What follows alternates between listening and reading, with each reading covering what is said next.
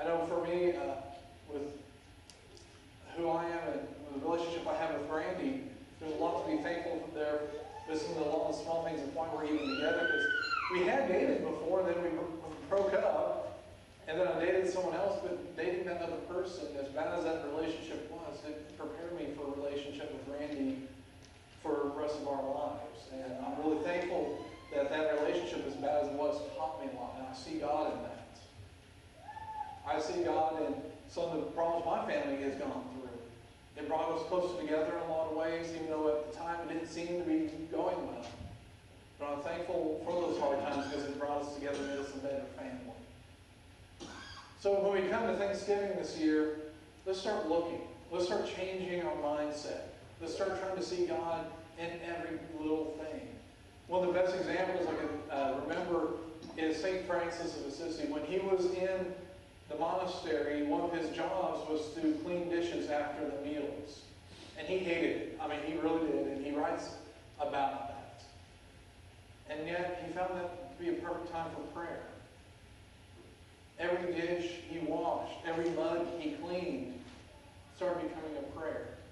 Those little day things started becoming places of thanksgiving. Those prayers, those times, those moments with God. What if we changed our mindset? What if we did that? Even things we hate might become God speaking to us. And one other thing, I want to talk to the youth real quickly because I know there's a few of you and the kids here. Sometimes when your parents get on to you because you're doing stupid stuff, even though you might not think it's stupid, it usually is. I thought my parents were idiots. Trust me on this, when I was younger, and sometimes I even get into that today. But for the most part, as we're young, we think our parents are idiots. But if it wasn't for the law, the spankings I got as a little kid, and then a lot of getting chewed out sometimes as a teenager, I wouldn't be who I am today. I wouldn't have developed the character I have today.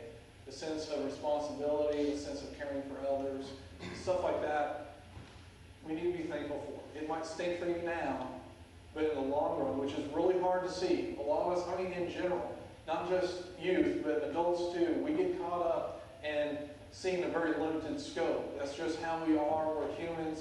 We forget to look long term.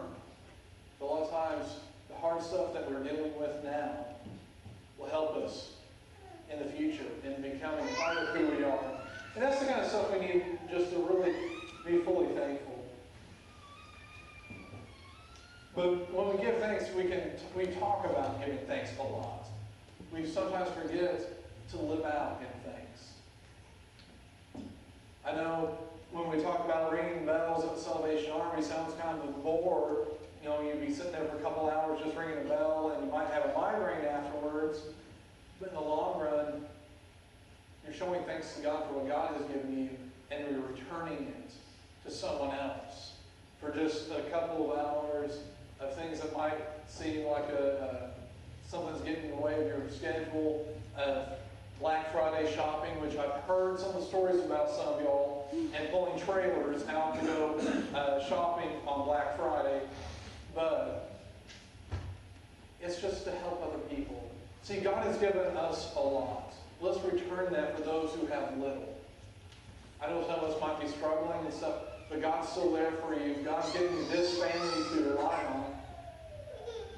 God has given us little kids, even like these little ones over here, who be a part of our church, who's part of our life, who gives us new energy, who are wonderful parts. And it's just happy to see that here. All the little ones, all our youth, because we are a mixed congregation, that helps us, and that's something to be thankful for. Let's live that. Let's live out that energy that God has given us through these kids and through each other.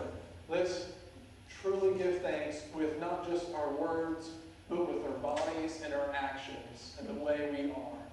Let Thanksgiving become a part of you in your very being. Now, as we prepare for our final hymn, if you are interested in pursuing a life through Jesus Christ, I invite you to come forward. We'll talk about your decision and what you're wanting to do in your walk in faith. If you want to place membership in this church, you're saying, hey, this is the place I want to call home. I feel God calling me to serve here. We invite you to come forward and we'll chat with you for a little bit. Or if you say, hey, my life has not been going that great with God. I want my spiritual relationship to grow and get stronger, and I want to start anew. We invite you to come forward too, and we'll get you support from this church body. So please let us stand for him.